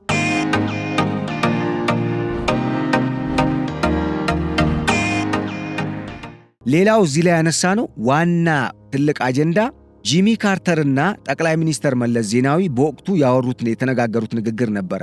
ኤርትራ የተገነጠለችበት መንገድ ኤርትራ በወቅቱ ከኢህአዴግ መንግስት የተሻለ ጦር ነበራት። በሽግግሩ ወቅትም ግብፅም ሳውዲ አረቢያም ከተለያዩ አረብ ሀገራትም ከፍተኛ የሆነ ድጋፍን የምታገኝና የባህር ዳርቻው ጥግ ላይ ያለች ሀገር ከመሆኗ ጋር ተያይዞ ጦሯም እዛው ተረተ ከመሆኑ ጋር ተያይዞ ምንም ያባከነችው አቅም አልነበረም። በተለይ ከጉድቀት በኋላ የደርግን አብዛኛውን መሳሪያ ሻዕቢያ ነው የወሰደው። ዛም በኋላ ደርግን አብዛኛውን መሳሪያ ታጥቆም ስለነበረ የኢህአዴግ መንግስት ወደ ኢትዮጵያ ከገባ በኋላ ሰላምና ማረጋጋትን ነበር ሲሰራ የነበረው። ምክንያቱም ኢትዮጵያ ማለት ትልቅ አገር ነው። ትልቅ አገር ለማረጋጋት ሰራዊቱ ራሱ በፖለቲካ ስራ ላይ ተጠምዶ ነበር ለተወሰነ ጊዜ። እንግዲህ የዛን ወቅት ጦርነት ይመጣብናል በሚል ለስልጣንም አዲስ ስለሆኑ ምክንያቱም ገና ወደ ስልጣን እየመጣ ያለ ቡድን ስለነበረ በወቅቱ የኤርትራን እንቅስቃሴ መገደብ አልቻለም። የአቅሙ ውስንነትም ስለነበረ ነው። በሌላ በኩል ግን በበረሃ ውስጥ እያሉ ሲታገሉም የኤርትራ መንግስት ፍላጎትም ስለነበረውና በነገራችን ላይ ኢሳያስ የኢትዮጵያ ፕሬዝደንት ከሆንኩኝ ኤርትራንም አልገነጥልም የሚልም ሐሳብ አቅርቦ ከኢህአዴጎች ጋር እንዳልተስማማ ነው መረጃዎች የሚያሳዩት። ይሄ ደግሞ ተደጋጋሚ የሚነገር መረጃ ነው። ስለዚህ በወቅቱ 1985 እንደ ኢትዮጵያ አቆጣጠር ኤርትራ ነፃነትን አውጃለሁ ብላ ራሷን አገር አድርጋ እንጥላለች። ነገር ግን እንደ አውሮፓውያን አቆጣጠር 1993 እስከ 2001 አሜሪካው 42ኛው ፕሬዝደንት በመሆን ስልጣን ይዘው የነበሩት የዲሞክራቱ መሪ ቢል ክሊንተን ይሰው እንግዲህ አቶርኒ ጀነራልም ነበሩ አርካንሳስ ግዛት ውስጥ 1977 1978 79 ወዘተ በነበሩት ዓመታት እንግዲህ ዋና ላይ አቃቤ ሕግም የነበሩ ናቸው። በኋላ ላይ ፕሬዝደንትም ሆነው እንግዲህ ለሁለት ተርም አሜሪካን ያገለገሉ ሰው ናቸው። እናም በወቅቱ የኢትዮጵያና የኤርትራን ጉዳይ በሚመለከት ጂሚ ካርተር እንዲከታተሉላቸው አስቀምጠው ወይም ደግሞ ሹመው የምስራቅ አፍሪካ ልዩ አማካሪ አድርገው ማለት ነው። ምክንያቱም በወቅቱ የሚታወሰው ወይም ደግሞ እንደሚታወቀው ከቀዝቃዛው ጦርነት ገና እየወጣ ነው ዓለም። ሶቪየትም ፈርሳ ራሽያ አሁን ያለችበት ደረጃ ላይ ወይም ደግሞ ቁመና ላይ ገና ወደ መምጣት አብላ የጀመረችበት ነው ከቀዝቃዛው ጦርነት በኋላ። አንጻሩ ካፒታሊዝም ወይም በምዕራባውያን የሚመራው የዓለም አቀፉን ስርዓት አሁን እንግዲህ የሚዘውረው የፖለቲካና ኢኮኖሚ ማህበራዊ ርዕዮተ ዓለም አስተሳሰብ ወይም ካፒታሊዝም ከዛ ሊበራሊዝም ከዛ ኒዮሊበራሊዝም ሆኖ የመጣው አስተሳሰብ ገና ዓለምን እየተቆጣጠረ በነበረበት ወቅትም ስለሆነ እነኚህ ሁለት አገር የሆኑ ግዛቶች ወይም ደግሞ ሁለት አገር እየመሩ ያሉ ቡድኖች ወደዛኛው ብሎክ እንዳይሄዱ ክትትል ይደረግባቸው ነበር። ይህንን የሚመሩት ደግሞ ጂሚ ካርተር ናቸው። ጂሚ ካርተር በወቅቱ የቀድሞ የአሜሪካ ፕሬዝደንት ሆነው ያገለገሉ እሳቸውም ከ1978 እስከ 1981 እንደ አውሮፓውያን አቆጣጠር የአሜሪካ ፕሬዝደንት ሆነው ነው ያገለገሉት ይታወቃል። እሳቸው 39ኛ የአሜሪካ ፕሬዝደንት ሆነው ሲያገለግሉ ምን እንደነበር በተለይ የቀዝቃዛው ጦርነት የነበረበት ወቅት ነው። የቀዝቃዛው ጦርነት እንዲኮሰምን ወይም ደግሞ እንዲዳከምና በራሽያና በአሜሪካ መካከል ሰላም እንዲመጣም ትልቅ ስራን የሰሩ ሰው ናቸው ጂሚ ካርተር በነገራችን ላይ።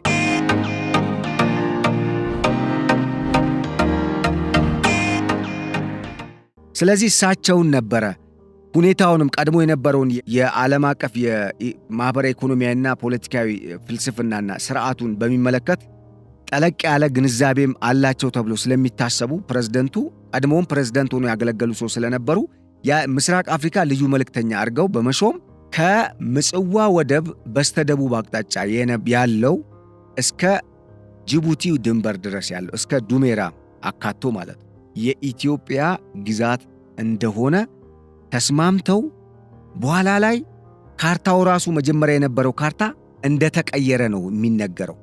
ያ ማለት ምንድነው? መጀመሪያ የነበረው ካርታ ምጽዋን ብቻ አቅፎ የሰሜን እና ወይም የቀይ ባህር አፋርን ሰሜን ድንበር ሰሜን ግዛት ድንበር አድርጎ በሰሜን በኩል የሚገኘው ማለት ነው። ከምጽዋ ወደብ ደቡባዊ አቅጣጫ ምጽዋ ወደብን ድንበር አድርጎ እስከ ዱሜራ ወደብ ማነው ደሴት ድረስ እነኚህ ዳህላክንም ግማሹን ይዞ እስከ ጅቡቲ ድንበር ድረስ ለኢትዮጵያ ተፈቅዶ ነው የነበረው። ያ ካርታ አልተካተተም ነበር በኤርትራ ካርታ ውስጥ። ያንን ካርታ ቀይረውት ነው ኢሳያስ አፈወርቂ በወቅቱ በነበረው መንግስት ላይ ጫናን በማድረግ አሁን ያላትን ካርታ ወይም ኤርትራ አሁን የኔ ነው የምትለው ይሄ ደቡባዊ የቀይ ባህር ቀጠናን የያዘውን ካርታ ይፋ ያደረገችው እንጂ የመጀመሪያው ኤርትራ በ1985ም ስትገነጠል የያዘችው ካርታ ያልነበር። ሌላው ጉዳይ ጂሚ ካርተር ራሱ አንስተው የኢትዮጵያ ባለስልጣናት የመለሱላቸው ምላሽ አስደንግጧቸው እንደነበረ ነው መረጃው የሚያሳየው። ምንድነው ያሏቸው? እኛ የሰው አንፈልግም የራሳችንንም አንሰጥም የሚል ምላሽ እንደሰጧቸው ነው ጠቅላይ ሚኒስትር መለስ ዜናዊ እንደሰጧቸው ነው መረጃው የሚያሳየው። ለማንኛውም ምንም እንኳን የኢህአዴግ መንግስት በወቅቱ ጫና ኖሮበት ከኤርትራ መንግስት በኩል ለምን የደርግን መሳሪያ ሙሉ ኦልሞስት በአብዛኛውን የደርግን የጦር መሳሪያ የወሰደው ሻቢያ ነው። ከግብፅ በኩል ድጋፍ አለው። በዛ ላይ ደግሞ ሰላማዊት ኢትዮጵያ እንድትመሰረት ስለማትፈልግ ግብፅ የኤርትራን ጦር ወዲያው አደራጅቶ ወደ ጦርነት እንዲገባና ኢትዮጵያን እንዲዘውር ነበር የምትፈልገው ግብፅና በዛም የበላይነት ተወስዶባቸው ነበር ኢህአዴጎች። ይሁንና ግን ያም ቢሆን ኢህአዴጎች ከፍተኛ ስህተት የሰሩበት የታሪክ አጋጣሚ አለ። ፋታል ሚስቴክ የሚባል ኢን ሂስትሪ የ1991ና 92ቱ ጦርነት ሲከሰት ወይም ሲፈጠር ሲቀሰቀስ የቀሰቀሰው የጀመረው ኤርትራ ነው። ኢሳያስ ነው፣ የኤርትራ መንግስት ነው።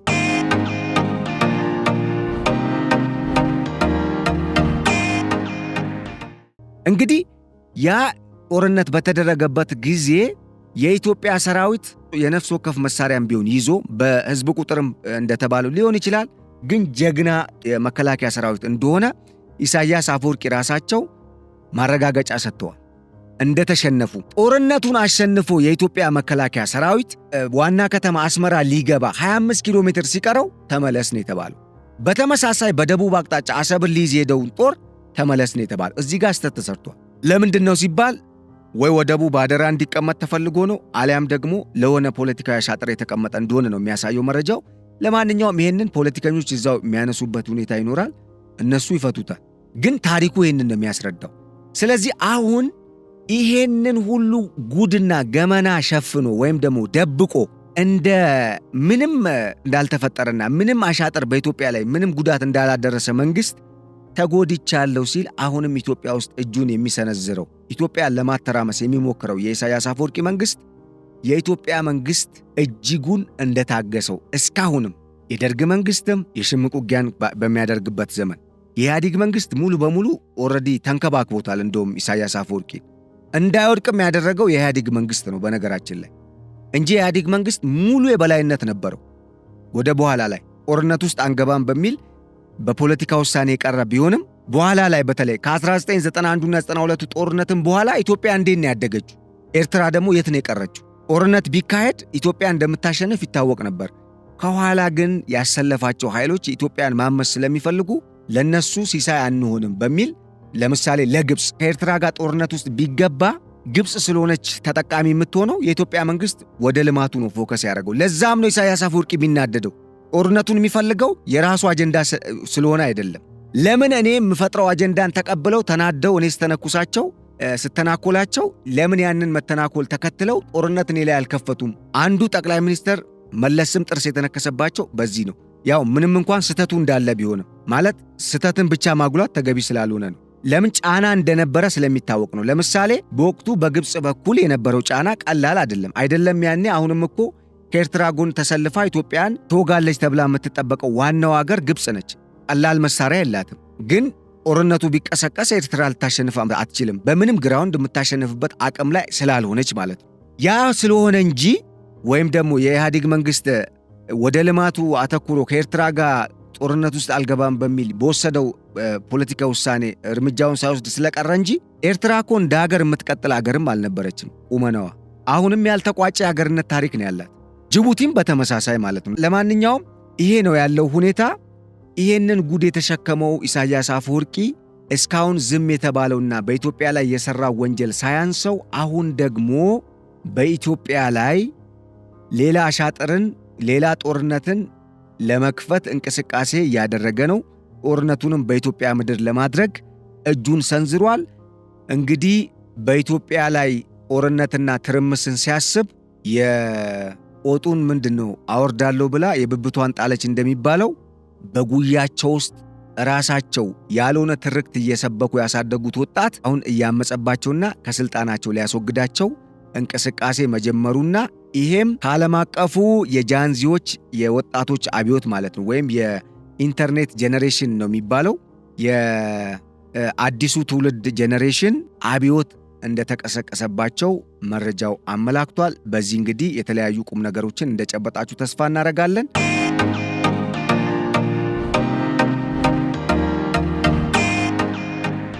ወደ ሌላኛው መረጃ ሲሄድ በዚህ ቀጠና ውስጥ እንግዲህ እንደሚታወቀው የተለያዩ ትርምሶች አሉ።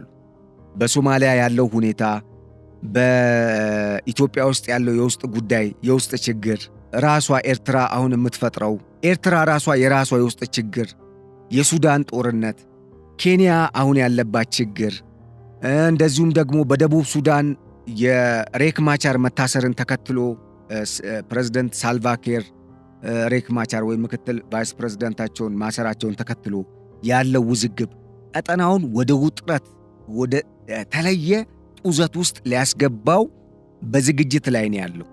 እናም ከሰሞኑ የአሜሪካው አምባሳደር የሰጡት አስተያየት እኔ ቀላል አድርጌ አልመለከተውም። ምክንያቱም ቀደም ብዬ እንደነገርኳችሁ ይሄንን ቀጠና 100% የመቆጣጠር ፍላጎት ነው ያላት ግብፅ። ይሄ ሰውዬ ግብፅን ለምንድን ነው ዝም ብሎ የሚያነሳው እንዳትሉኝ። ምክንያቱም ግብፅ የየትኛውም ትርምስ መፈጠር ዋና ምክንያት ነች ለዚህ ቀጠና። በሶማሊያ ላለው የእርስ በርስ ግጭት ግብፅ እጇ አለበት ስለምታተርፍበት፣ በአንድም በሌላም በቀጥታም በተዘዋዋሪ። በሱዳን ባለው ግጭት ግብፅ እጇ አለበት። በኢትዮጵያ ውስጥ በተቀሰቀሰው ግጭት ግብፅ እጇ አለበት። ደቡብ ሱዳን ውስጥ ግብፅ እጇ አለበት።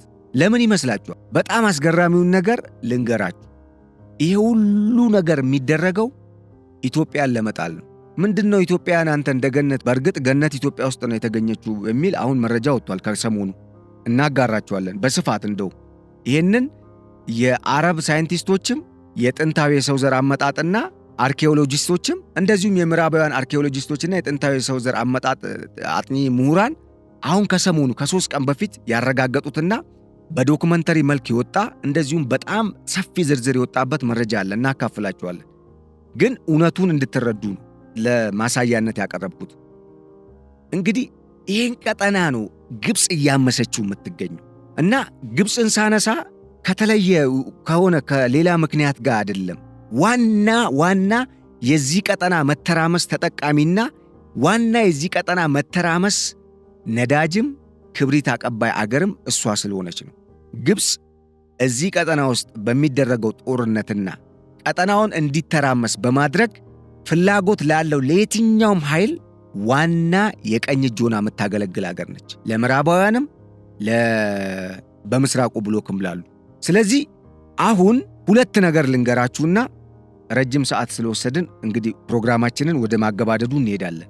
የመጀመሪያው የተባበሩት አረብ ኤሚሬትስ ወደ ኢትዮጵያ መምጣት፣ ከኢትዮጵያ ጋር መጣመር፣ መሻረክ የቀጠናውን የኃይል አሰላለፍ የጂኦፖለቲክስ ሁኔታ እጅጉን የቀየረው። አንደኛው የአረቡ ዓለም እሳቤ በተለይ ተዋርድስ ኢትዮጵያ ያለው ቶታሊ ተቀይሯል። የክርስቲያን አገር ብቻ ወይም አረብን የምጠላ እስልምናን የምጠላ ምንም ከእስልምና ጋር የተያዘ ታሪክ የሌላት የአረቦቹ ቀንደኛ ጠላት ተደርጋ ነበር ኢትዮጵያ የምትታሰበው።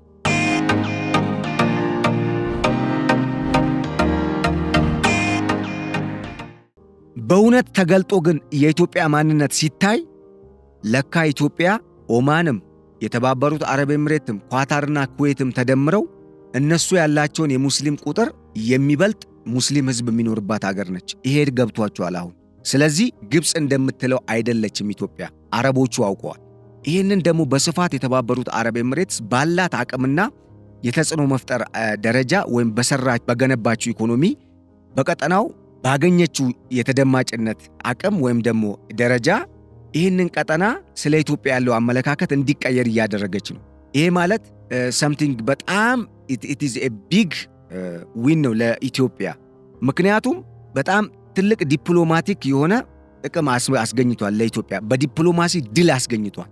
ምክንያቱም አስቡት፣ እነኚህ አረቦች ትላንትና ኤርትራን ለመገንጠል፣ ትላንትና ኢትዮጵያ ወደ ቀይ ባህር እንዳትመጣ እንዲዘጋባት ለማድረግ፣ ትላንትና ኢትዮጵያ ግድቦች እንዳትገነባ፣ ትላንትና ኢትዮጵያ የመስኖ ግድቦችን ገንብታ ራሷን በምግብ እንዳትችል የተለያዩ አሻጥሮችን ሲፈጽሙባት፣ የገንዘብ ድጋፍን እያደረጉ የውስጥ ጠላቶችንም እየቀሰቀሱባት፣ እርስ በርስ ግጭት፣ መተራመስ፣ መገዳደል እንዲፈጠር በኢትዮጵያ ውስጥ ሲያደርጉ የነበሩ ሀገራት በአንድ ጊዜ ኢትዮጵያ ለካ በነቢዩ ሙሐመድም ኢትዮጵያን አትንኩ ተብሎ የተነገረላት ትክክለኛ ሃይማኖቶች ተከባብረው የሚኖሩባት የፍቅር አገር መሆኗን እየተገነዘቡ ነው ያሉት። ይሄ ደግሞ ለግብፅ ትልቅ ውድቀትን አምጥቷል፣ አዋርደዋታል። ስለዚህ ግብፅ ያበሳጫታል። ለምን? በቀጠናው ያላትን ተሰሚነት ሙሉ በሙሉ ልታጣ ነው። ተሰሚነቷን አጣች ማለት ተቀባይነት የለም። ተቀባይነት ከሌለ ደግሞ ብሔራዊ ጥቅሟ ይታጠፋል ነው ወይም አጣለው ነው።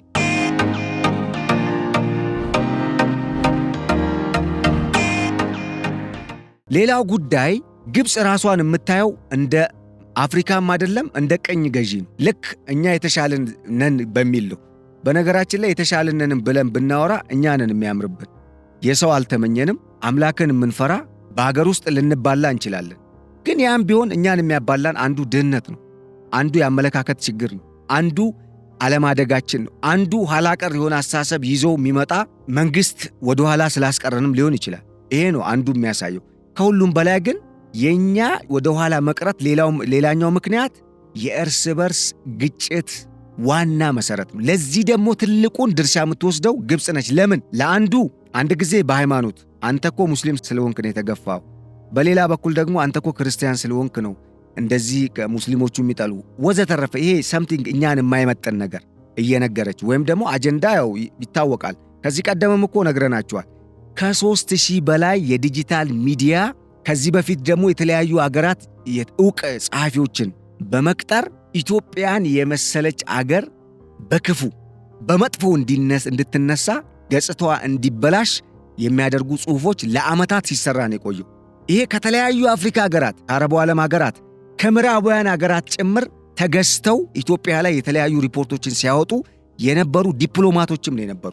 ስለዚህ ያን ነገር ነው የቀየረው አሁን ይሄ ትሬንድ። ሌላው ጉዳይ በዚህ በምስራቅ አፍሪካና በመካከለኛው ምስራቅ የኃይል አሰላለፍ ውስጥ ግብፅ ቀድሞ የነበራት ይዞታን አታለች። ለምን ሲባል በ1979 የካምፕ ዴቪድ ስምምነት ከተፈረመ በኋላ እስራኤልን የመጀመሪያዋ አገር ብላ ዕውቅና የሰጠችው ከአረቦቹ ግብፅ ነች።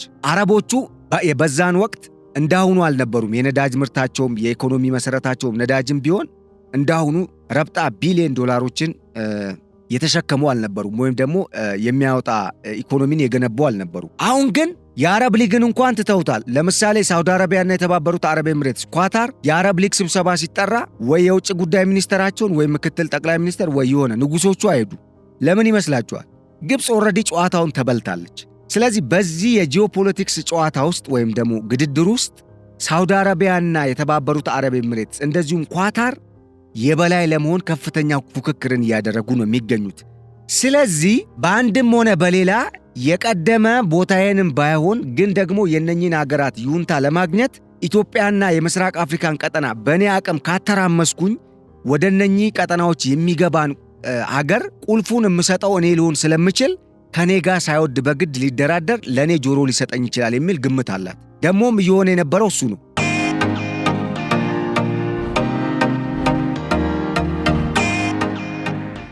አሁን ኢትዮጵያ ከተባበሩት አረብ ኤምሬትስ ጋር ግንኙነት ጀመረች። የአረቡ ዓለም አስተሳሰብ ቶታሊ ሽፍት አረገ። አንድ ሁለተኛ እስራኤልም ተጨመረች። እስራኤልም ከኢትዮጵያ ጋር ያላትን ግንኙነት አጠናከረች። ግድቡ ይኸው እንመተዋለን። ራፋኤል የተባለውን ጀት ገዝተው ግድቡን ለመምታት ከዓመታት በፊት ነው የተዘጋጁት።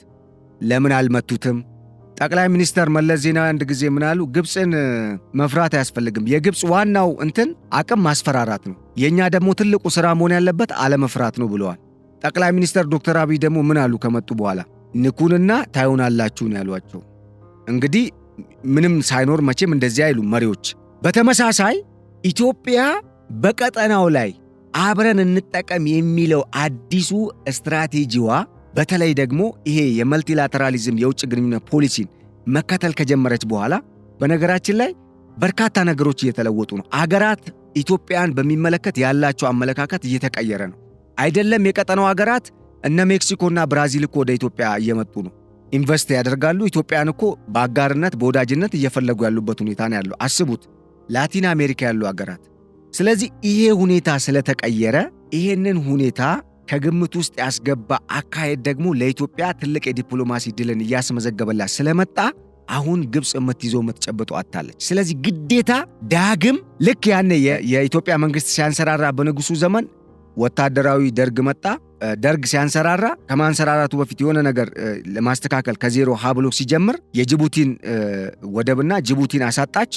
ከዛ ደግሞ ደርግ ደግሞ አንሰራርቶ ትንሽዬ እግር መትከል ሲጀምር የተለያዩ ቡድኖችን አስነሳች።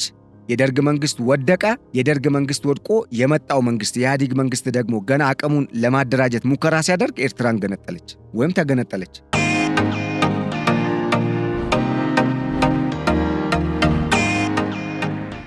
አሁን ደግሞ የኢትዮጵያ መንግስት እግሩን መትከል ሲጀምር ተመልከቱ።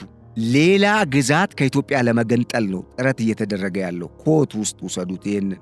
ይሄ ከባድ አጀንዳ፣ ከባድ የኋላ የተደበቀ አጀንዳ ይዞ የሚራመድ በኢትዮጵያ ላይ የተቃጣ ጦርነት እንደሆነ ማንኛውም ኢትዮጵያዊ ሊገነዘብ ይገባል። ይሄ ከባድ ነገርን ይዞ የመጣው ተመልከቱት። ትሬንዱን፣ ታሪካዊ ሂደቱን ተመልከቱት። ቢዚ ማድረግ ነው የኢትዮጵያን መንግስት። በቃ ቢዚ፣ በዚህም ቢዚ፣ በግራም ቢዚ፣ በቀኝም ቢዚ፣ በአራቱም ማዕዘን የኢትዮጵያ መንግስት ቢዚ ያደርጉና ከዛም በኋላ የኢትዮጵያ መንግስት በቃ እጅ ይሰጣል። ወይም ደግሞ እጅ ይሰጣል ስል በታሪክ የኢትዮጵያ መንግስት እጅ ሰጥቶ አያውቅም። ይህን እያልኩ ያለሁት ከምን አንጻር ነው? በቃ ህዝቡ ተማሮብኛል፣ ኦልሬዲ ሌላ የመንግስት ለውጥ ማድረግ አለብን ወደሚል ሐሳብ ህዝቡ ይገባል። ወታደሮቹ ደግሞ ይሰለቻሉ። አሁን እየተባለ ያለው ምንድነው? ከሰሞኑ የኢትዮጵያ ሰራዊት እኮ ሰልችቶታል እየተባለ ነው ያለው። ስለሰለቸው እኮ አይደለም። ይሄ ውሸት ሲደጋገም እውነት ስለሚሆን በዲጂታል ሚዲያ የጀመሩት ጦርነት እከሌ እንደዚህ ነው እከሌ እንደዚህ ነው በሚል ይደጋገምና የኢትዮጵያ መከላከያ ሰራዊት የመዋጋት ሞራልን ለማውረድና ኢትዮጵያን አሁንም እንደለመዱት እየቆራረሱ ትንሽዬ አገር አድርገው ለማስቀረት ነው። ይሄ ምንም ጥያቄ የለው። ስለዚህ አሁንም የሚመጣው ጦርነት እኛ እንደምናስበው ከኤርትራ ጋር በአሰብ ወደብ ወይም በባህር በር ብቻ የሚደረግ አይደለም። ነግሬያቸዋለሁ። አፄ ኃይለ ሥላሴ ከአፄ ምኒልክ በኋላ ሲመጡ አፄ ምኒልክ ሞተዋል ተብለው ሳይነገር የተወሰነ ጊዜ መቆየታችንን ታውቃላችሁ። የሱዳን አሁን አልፋሽጋና በሰሜን ምዕራብ ኢትዮጵያን በምትዋሰንበት አካባቢ ያሉ ለም ቦታዎችን ሱዳን ወሰደች። አፄ ኃይለ ሥላሴ እግር እስኪተክሉ ተመልከቱ። ተከሉ ሲባል መፈንቅለ መንግስት መጣ። ያ የመፈንቅለ መንግስትን አድርጎ የመጣው የደርግ መንግስት ደግሞ የተወሰነ እንቅስቃሴ አድርጎ ከዜሮ ጀምሮ ራሱን እስኪያደራጅ እግር እስኪተክል ጅቡቲ ሄደች እና ደግሞ አንዳንድ ግዛቶች ተወሰዱ። በሌላ ጊዜ እንመጣበታለን። የተወሰዱ ግዛቶች አሉ ከኢትዮጵያ ማለት የተቆረሰ መሬት አለ፣ በተለይ በሱዳን በኩል ድጋሚ።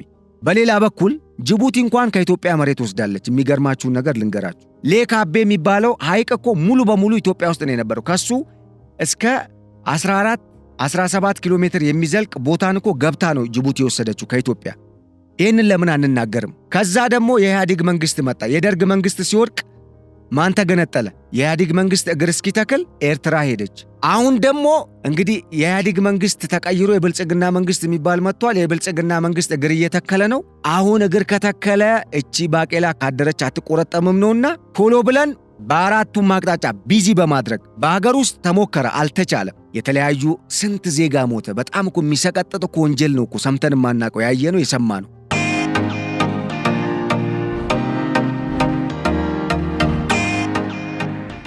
ያ አልበቃ ብሏቸው መንግስት አሁንም አልወድቅም ሲል ሀገሪቱ አልፈርስም ስትላቸው ሶማሊያና ኤርትራ፣ ጅቡቲና ደቡብ ሱዳንን ይዞ ደግሞ መጡብን።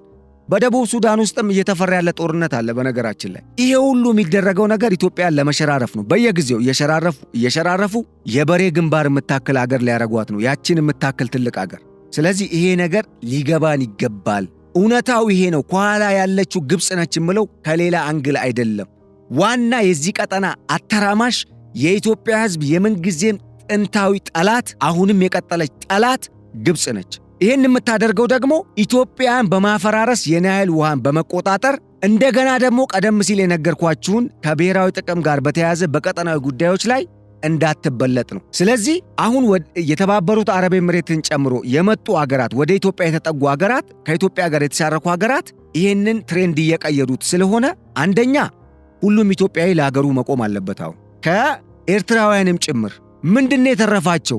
ከኢትዮጵያ መለየታቸው ምንድነው የተረፋቸው? ከኢትዮጵያ ወንድማቸው አጠገባቸው ትግራይ ውስጥ ያለ አክስትና አጎት ወንድምና እህት ማየት እንኳን ሳይችሉ 30 ዓመት መጠበቅ 20ና 25 ዓመት መጠበቅ ቀላል ነው እንዴ? ቀላል የሳይኮሎጂ ጉዳት አያስከትልም? በትግራይ ውስጥ ደግሞ ያ ሁሉ ጦርነት ሲካሄድ ድጋሚ ሳይቆጫቸው ያ ሁሉ ጦርነት ሲካሄድ ስንት ጄኖሳይድ ፈጽሞ ስንት ህዝብ ስንት ሴቶችን የተደፈሩት HIV ኤድስ አሁን በትግራይ እንዴት ነው የተስፋፋው? በማን የተስፋፋው? በማን ስተት ነው የመጣው? አሁን ደግሞ ሌላ ጦርነት አስቡት። ጦርነቱ ደግሞ እንዲካሄድ የተፈለገው የት ነው? ኢትዮጵያ ውስጥ። ለምን ይመስላችኋል? የዚህ አይነት ጦርነት ተመልሶ ኢትዮጵያ ምድር ላይ የሚካሄድ ከሆነ ሌላ ይቆረሳል። አሁንም ሌላ ግዛት፣ ከዛም እያለ ይቀጥላል ነው። ወደዛኛው ግዛት ከሄደ ግን ያኛው ግዛት ነው ወደ ኢትዮጵያ የሚመለሰው። ለምሳሌ ጦርነቱ ድንበር ላይ የሚደረግ ከሆነ ኢትዮጵያ ኤርትራን ትመልሳለች። ኢትዮጵያ ውስጥ የሚደረግ ከሆነ ግን የሆነ በፈር ዞን ይሉና ነፃ የሚሊተሪ ዞን ይሉና የሆነ ዓለም አቀፍ ኃይል ያስገቡና ለነሱ የሆነ ጥቅም ይሰጡና ወይ የሆነ የጦር ሰፈር ወይ ደግሞ ይሄንን ሰጣለሁ ብሎ ቃል ይገቡና አረቦቹንም አስተባብረው ከዛስ በፈር ዞን ይባላል ነፃ ቀጠና። ልክ ሉክዘምበርግ እንደተመሰረተችበት ሉክዘምበርግ በሁለተኛው ዓለም ጦርነትም በአንደኛው ዓለም ጦርነትም ታሪክ ያሳለፈች ከተማ በሏት አንድ ከተማ ነች አገር የሆነችው በፈር ዞን የነበረችው። ልክ እንደዛ እየተባለ ሌላ ግዛት እንደዚህ ነው እየተደረገ ያለው። ስለዚህ በሀገር ውስጥም በውጭም ያላችሁ ኢትዮጵያውያን ስለ ሀገር አሁን ሊገዳችሁ ይገባል። በጣም የሚገርመኝ ነገር ደግሞ እኛ የምናወራው ስለ ሀገር ነው። የትኛው ታሪካችን ነው እኛ በውስጥ ችግር ምክንያት ለሌላ ለጠላት እጅ ሰተን የምናውቀው? አሁን ኤርትራ ከሰሞኑ ለተባበሩት መንግስታት ድርጅት የኢትዮጵያ መንግስት ያቀረበውን ክስ ተከትሎ የሰጠችው ምላሽ ላይ የውስጥ ችግር ነው እንጂ እኛ የገባንበት እኛ ያረግነው ነገር የለም ሲሉ የውስጥ ጉዳይን መፍታት ለኛ እነሱ ሊያኩልን ለኛ እነሱ የውስጥ ጉዳያችንን ለመፍታት መፍትሄ ሊያመጡልን። ኢማጂን ምን ማለት ነው? የራሱን ጉዳይ ሳይፈታ የኢትዮጵያን ጉዳይ። ኢትዮጵያ እኮ ትልቅ አገር ነች። ትልቅ ህዝብ ያለበት አገር እኮ ነው። አይደለም ኤርትራ፣ ሱዳን፣ ግብፅና ቀጠናው ላይ ያሉ አገራት ተደምረው እኮ ኢትዮጵያን የማይተኩ ናቸው። እንደ እውነታው እናውራ ከተባለ ኢትዮጵያ ያላት የተቀመጠችበት ምድር እኮ ያለው ሀብት እኮ ናሳም ማረጋግጦታል። አሉ ስንት ዶክተሮች እኮ ከዚህ በፊት የኢትዮጵያ ሳይንቲስቶች በተለያዩ ዓለም ሀገራት ያሉ በሚገርም ሁኔታ ኢትዮጵያ ያላትን ውድ ሬር እርዝ ማዕድናትን ጨምሮ ይሄ ውድ የሚባሉ የተለያዩ ማዕድናትን ኢትዮጵያ እኮ ታቀፋ ያለች ሀብታም ሀገር ነች። እኛ ስለ ሀገራችን ያለን ግንዛቤ እንዲሞት ስለተደረገ ምንም ማድረግ አይቻልም። በቃ ወጣቱ ስለ አገሩ ከማሰብ ይልቅ ስለሆነ ነገር ብቻ በጊዜያዊ ነገር ቢዚ እንዲሆን ስለተደረገ እንጂ እኮ እውነታው ኢትዮጵያ ትልቅ አገር ነች። እንደውም ሌላ የተወሰዱብን ግዛቶችን ስለማስመለስ ነው እንጂ አሁን መከራከርና መጋጨትም ካለብን እንዴት ከኛ ሌላ ግዛትን ወደሚያስቆርስ ጦርነት እንዲያመራ የሚያደርግ ድጋፍን ለሌላ ኃይል እንሰጣለን፣ ለዛውም ለግብፅ።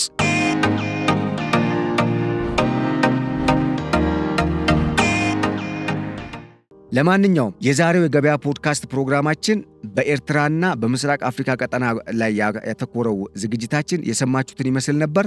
የተባበሩት አረብ ኤሚሬትስ ከ3 ቀን በፊት ዩጋንዳ፣ ካሜሮን፣ የመን፣ ሱዳን፣ ሊቢያ፣ ሊባኖስ፣ ሶማሊያ፣ አፍጋኒስታን፣ ባንግላዴሽን የመሰሉ አገራትን በጸጥታ ስጋትና በተለይ በምስራቅ አፍሪካ ፖለቲካዊና በሌሎች ጉዳዮች ዙሪያም ያሉ ውዝግቦችን ከግምት ውስጥ በማስገባት ከነኛ አገራት የሚመጡ ዜጎች እገዳ እንደጣለችባቸውና የፓስፖርትም ቪዛ አልሰጥም ብላ የቪዛ እገዳም ስለመጣሏ ተሰምቷል። እንደ መረጃ እንድትወስዱት ነው። እንግዲህ የሰማችሁት በርካታ ነገር ነው። ከነኚህ ከሰማችኋቸው ከዛሬው አጀንዳዎች በርካታ ቁም ነገሮችን እንደገበያችሁ ተስፋ አደርጋለሁ። በቀጣይ በሌላ ከኢትዮጵያ ብሔራዊ ጥቅም ጋር በተያያዘ ርዕሰ ጉዳይ ዳግም እስክንመለስ ለዛሬው ስለተከታተላችሁን በማመስገን ቆይታችን ያማረ እንደሆነም ተስፋ በማድረግ በዚሁ ተሰናበትኳችሁ። ቸር ሰንብቱልን። ሰላም።